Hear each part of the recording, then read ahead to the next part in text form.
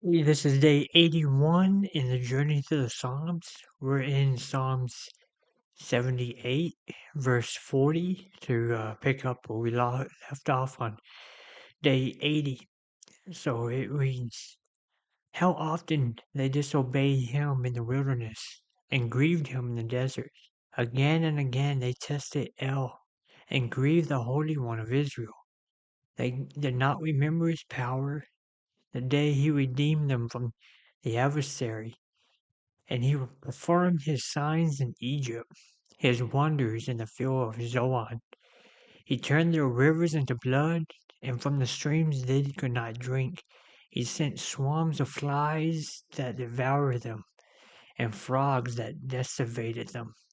And he gave their crops to the grasshoppers, the fruit of their labor to the locusts. He killed the vine with hailstorms, and their sycamore figs with sleet. He abandoned their cattle to the hail, and their livestock to blots of lightning. He unleashed his fury against them, wrath, indignation, and calamity. A band of destroying angels, he cleared a path for his anger. He did not spare them from death, but delivered their lives to the plague. He struck all the firstborn of Egypt, the manliness, strength, and the tent of Ham.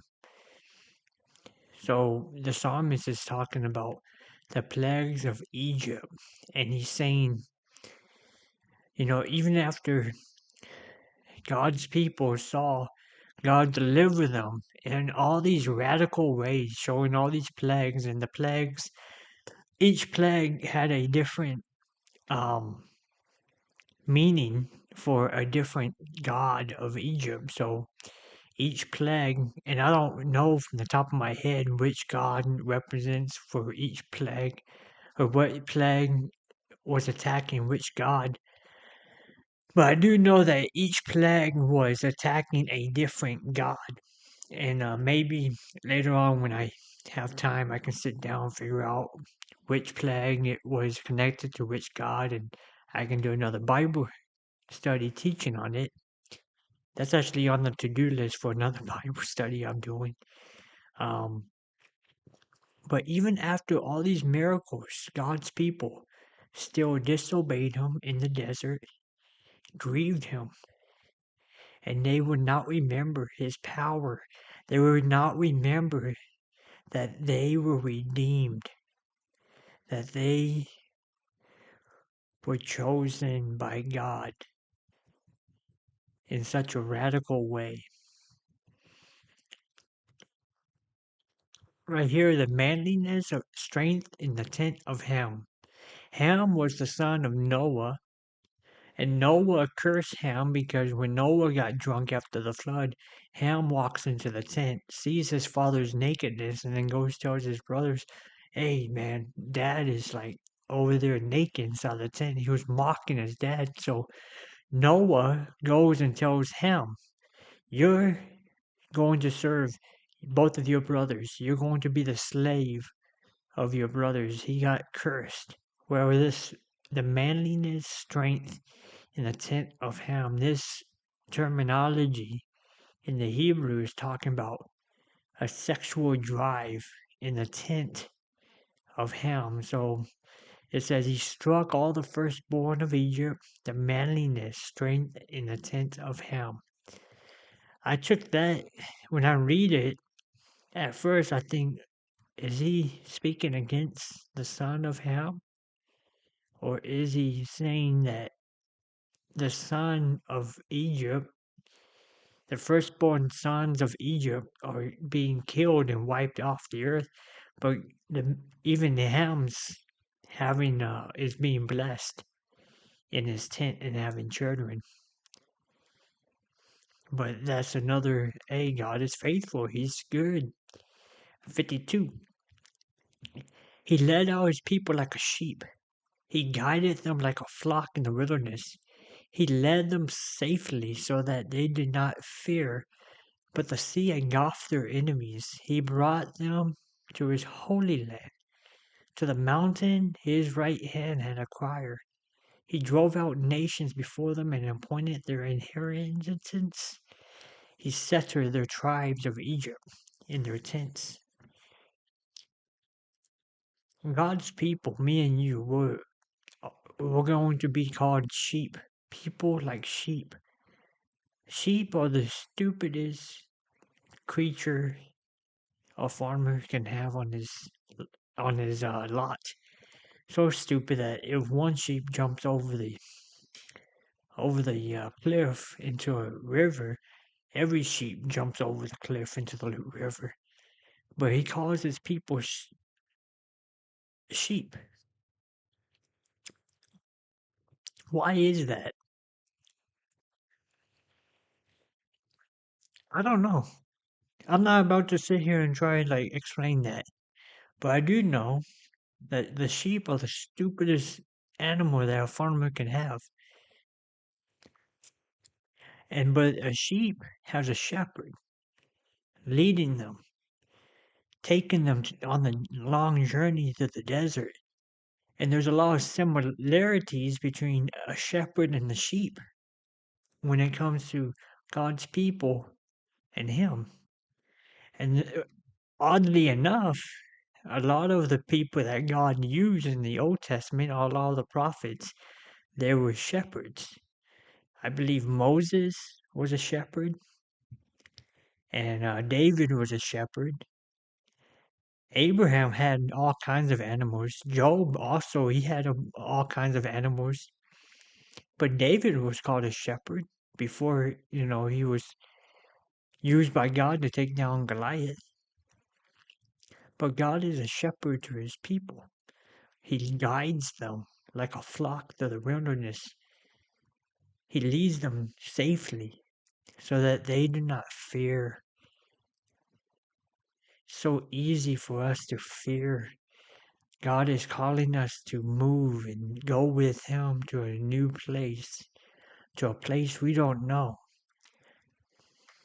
to a place that our enemies might be at. But God is going to cause the sea to engulf our enemies. When I came to Phillips, Wisconsin, everyone around me was a friend. Everybody. Amazing experience. I loved it. Best life ever. And then everything fell apart, and quickly all my friends turned into my enemies. And I left. I went back to Texas. I came back. And when I came back, I knew it. When I come back, my enemies are going to be surrounding me. And I was scared. There was a lot to be afraid about. But because I follow Jesus, because I trust Him to be my shepherd, He truly did cause the sea to engulf my enemies. And now I'm surrounded by people who I trust, people I would call my friend, people that I would rely upon. And I have enemies, but I haven't spoken to them or spoken to them in a long time. And God has provided, He has protected. And that's me and personally in my own story. And we have that story, each one of us has that story how God took us through a difficult season in our lives. Even whenever we thought, man, God, you're taking me to a place that's not safe. You're taking me to a place of a lot of fear and worries. But as if we trust the shepherd, if we trust Jesus, when He calls us to do something, He's going to take care of the enemy. He's going to make sure the sea engulfs our enemies. He brought them to His holy land, to the mountain His right hand had acquired. He drove out the nations before them and appointed their inheritance, and He settled their tribes in Israel in the tents. A tent, that's like is a home. So he took them out of Egypt from being slaves, and he took them to the desert, and an entire generation gets wiped off the earth. But God was using that time period to build up the people of Israel. And he was dealing with Moses. He was dealing with the people of Israel. They were both were, God was having a problem with both Moses and the people of Israel. And God said, you know what? You both can just stay in the desert. I'm going to use the next generation. I just need y'all to be faithful and build up this kingdom that I'm building. Start the process right now. Here in the desert. This is what I have created you for. I created you to be in the desert because I have a plan with your children. That's what God was doing. He said, I have a plan. He didn't say it to those people, but he said, hey, God had a plan and he was going to fulfill it and he wanted to use them. But they tested and disobeyed Elohim Most High, for they did not keep his decrees.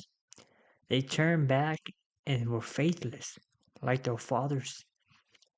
Twisted like a faulty bow, they enraged him with their high places and invoked his jealousy with idols.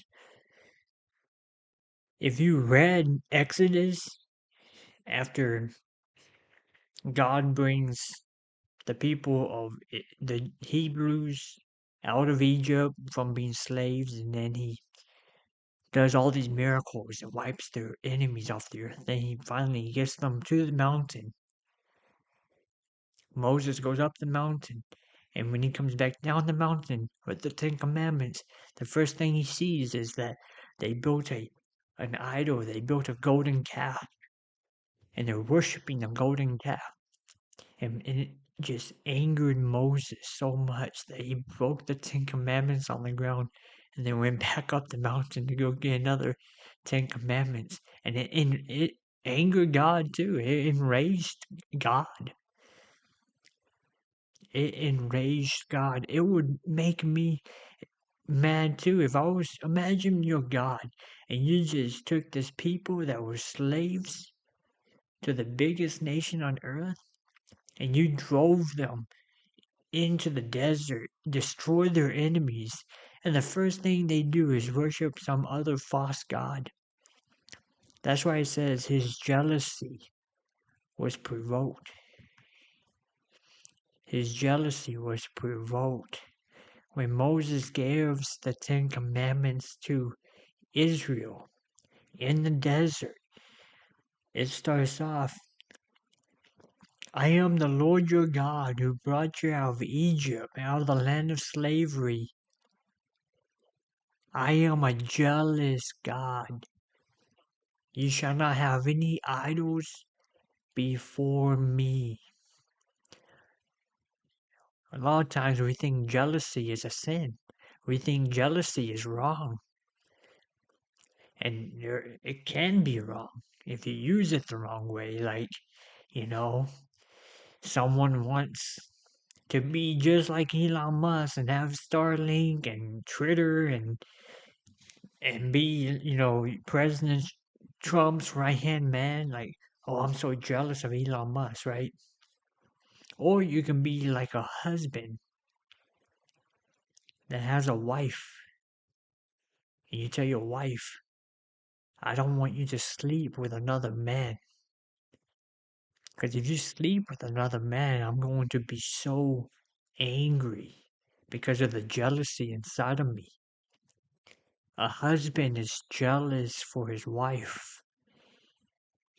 In the same way, God is jealous for his people. Same thing works the opposite. A wife is jealous for her husband. A wife doesn't want the husband going around sleeping around with other women, and the husband doesn't want the wife going around sleeping around with other men. There's a healthy type of jealousy in a covenant relationship. And when God's people starts worshiping other idols, the jealousy of God is provoked. And God sees it as faithless. He sees it like a faulty bow. If you know anything about a bow, I shot a bow one time when I was a kid, but this is a pin. But a bow needs to be straight. It needs to be very, very straight so that when you shoot the bow, it can, the aerodynamics or the air around when you shoot the bow, the air will like go through straight through the I don't know all the science behind it, but it makes it so that you can shoot the bow more straight and it will hit the target better. But if a bow is twisted, if the bow is all twisted up, then when you throw it, it's gonna do this. It's gonna do like the circle thing, and now your chances of hitting the target are a lot less likely because your bow is twisted. So you might just throw it that way, but then it ends up over there. Um, in the Marine Corps, when we shoot the rifle, the M16, if if the wind is blowing too much, we have to change the MPG settings on there so that if your MPG is focusing on the target, but then it starts getting real windy, you have to make it where the MPG, the little device on top of the gun, is actually pointing away from the target. And so when the wind is blowing in one direction and you shoot the gun, the bullet inherently is being pushed by the wind. And so you're aiming, the way you do it, you aim away from the target so that the wind will push the bullet towards the target. And so you don't want no faulty bow. You don't want no faulty MPG or MVG. It's been a while. You don't want nothing faulty that's gonna mess up your target. And when we choose to worship other gods, and today other gods take shape in pornography, money, um, power. Those are the three top gods that people on earth today are worshiping: power, money, and sex. The three top gods. Easter. Easter is the holiday of sexual immorality, and even Christians are celebrating that. And we need to stop. We're worshiping a false god. There's some good motives and stuff behind it, the resurrection of Christ. And it's very close to when Jesus was most likely crucified. But the three top gods that this world, not just the United States, the world worships: money, sex, power. It was reported, I read this somewhere a couple days ago, to run for president of the United States of America. Some of these politicians are throwing in like $700 million on a campaign. What's her name? Vice President Harris, Kamala. 1.2 or $1.3 billion to run for president. The job only pays $400,000 a year. You're gonna make at least 1.2 million off the job, and then you have to pay all these expenses to live in the White House out of pocket. So you might come out with, like, if you manage your money well, maybe 700,000, even less than that. And these politicians, they want the power so much. They're going to throw in $700 million. They're going to throw in $1.2 billion. Some people run for president out of great intentions. A lot of people run for president out of bad motives, and they know their lives are coming to an end, and they're like, I want one more thing. I want my name on the wall. It's our God that people are worshiping. Power. 59. On hearing it, Elohim was furious and rejected Israel completely. He abandoned the tabernacle of Shiloh, the tent he had pitched among people. He delivered his strength to captivity and his splendor to the hands of the adversary. He surrendered his people to the sword because he was enraged by his heritage. Fire consumed young men, and their maidens were left without wedding songs. His priests fell by the sword, and their widows could not weep. This is the this is what happens when a people reject God. When a people reject God, they inherently accept the consequence of sin and destruction and chaos and everything that is opposite of God. So God himself, it brings life and abundance. So when we follow God and follow his ways, it brings life and abundance. When we don't follow God and follow his ways, it brings it brings um anything that's not peace. So war, death. So the tabernacle of Shiloh, that word Shiloh, it can also mean peace. So he abandoned the tabernacle of peace. So anything that has nothing to do with peace, forget about it. He delivered the strength to captivity. So peace and war, and now you have your enemies. They're going to be surrounding you. Everything that you don't want, you're going to receive by not following God. I find it interesting. It says his priests fell by the sword, and the widow could not weep. A priest usually does not have a sword. They don't fight. They're neutral.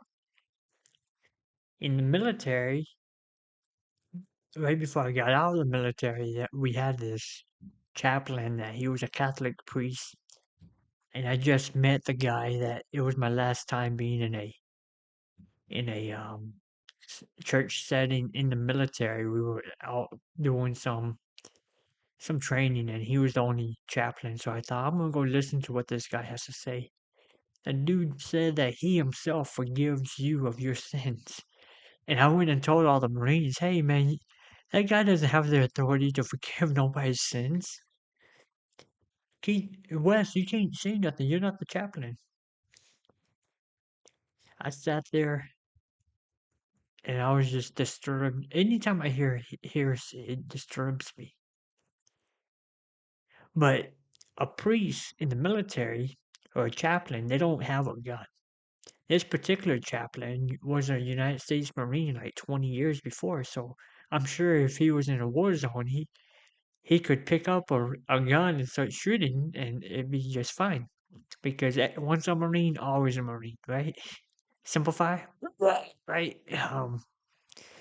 But a chaplain or a priest, they stay neutral. But the priest fell by the sword.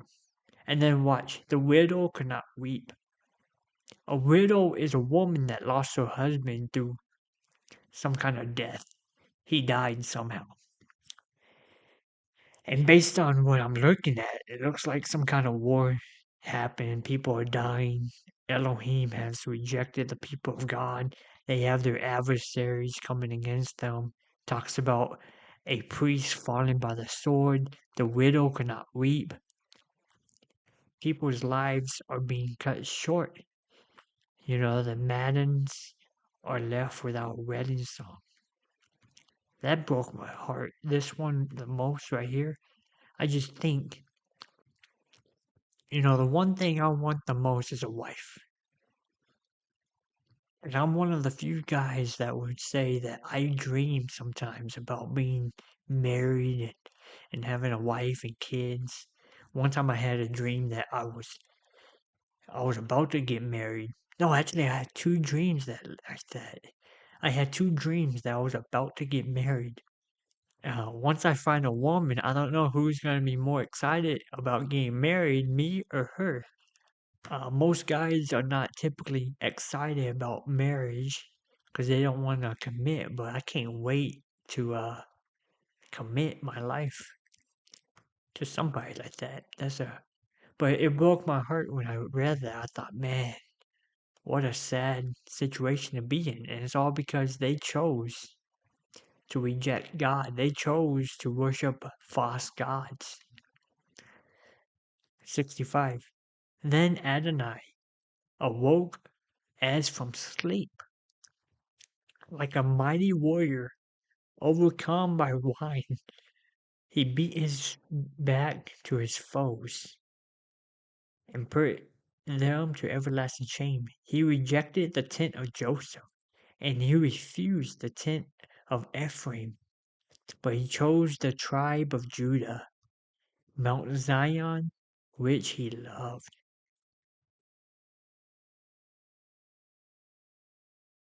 So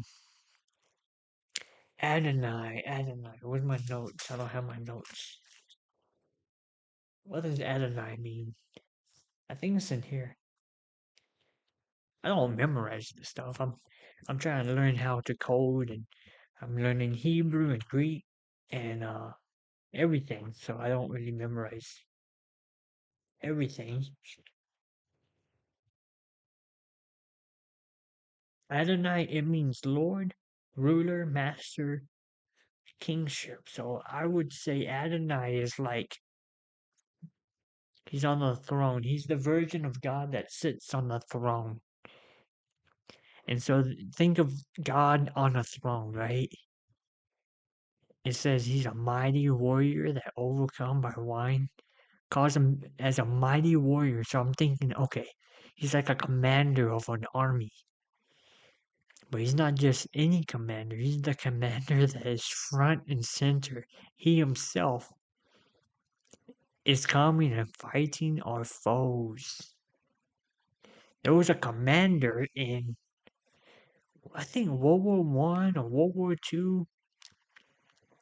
I forgot what the guy's name was, but this one individual, he loved Jesus Christ so much that he said, I'm gonna go fight. I'm gonna go. He said, I'm going to go fight on the front line because I know my God will deliver me from death.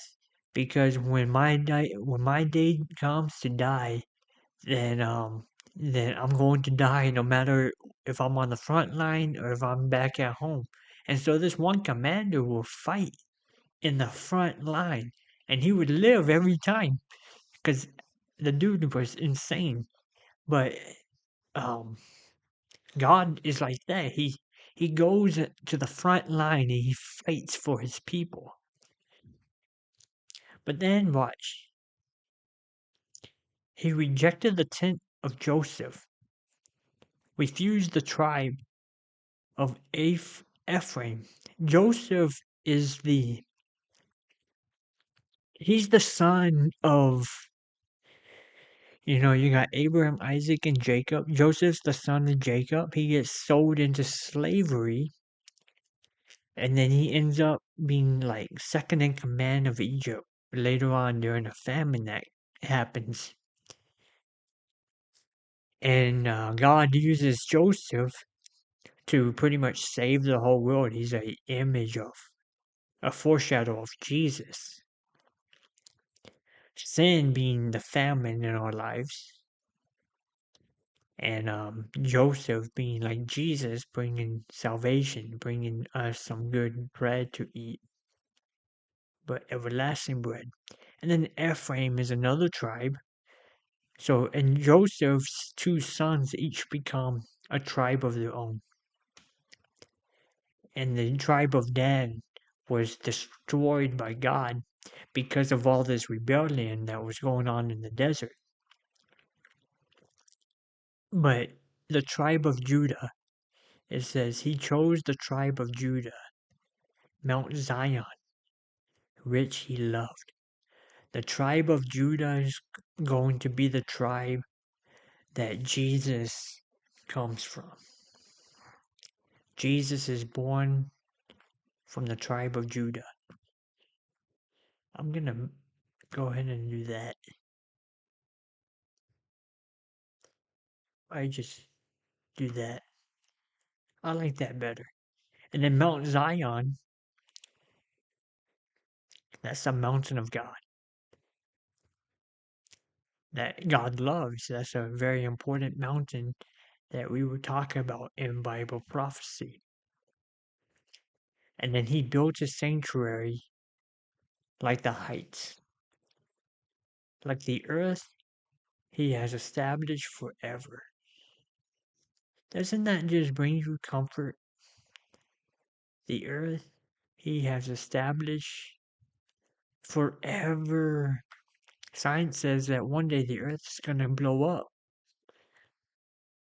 that the earth's time clock thing is going to come to an end, and it's just going to blow up like what's it called when a star blows up?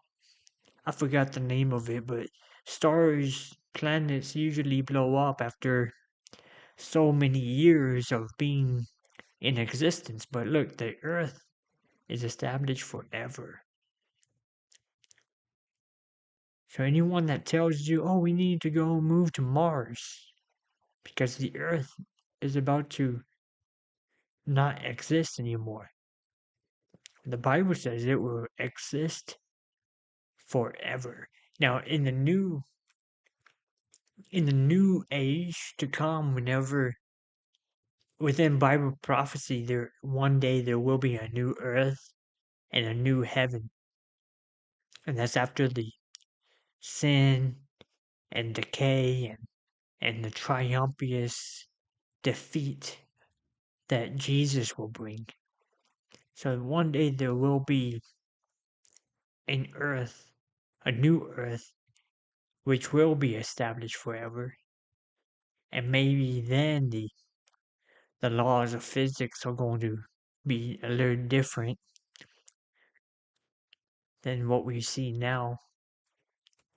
He chose David his servant, and he took him from the sheepfolds, from tending the ewes. He brought him to be a shepherd of his people Jacob, of Israel, his inheritance. So David shepherded them with integrity of heart and guided them with skillful hands. So I've explained this already, but David, he was a shepherd, a a shepherd. He was a shepherd of sheep. And so God took him from being a shepherd of sheep, from tending ewes. Ewes, I think that's how you say ewes. This is a baby sheep.